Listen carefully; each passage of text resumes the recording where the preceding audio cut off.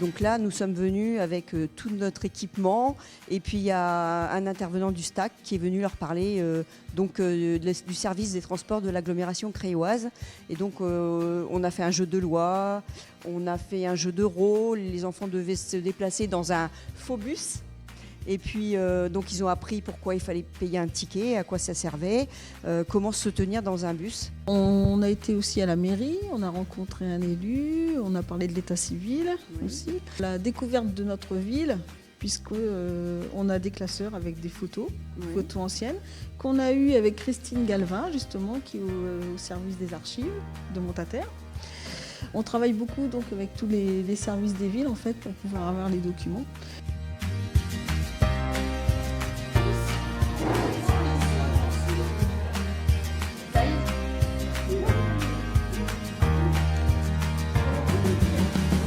Alors aujourd'hui, nous avons fait un jeu qui s'appelle « Qui veut gagner des billes ?»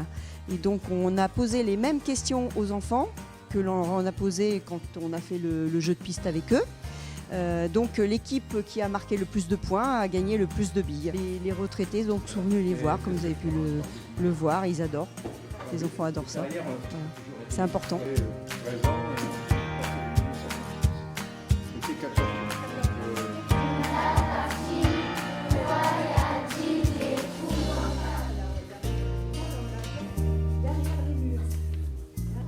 Bien, je suis venue parler des différences quand j'avais leur âge, pour qu'ils comprennent vraiment leur chance un peu, parce qu'il y a tellement eu d'évolution.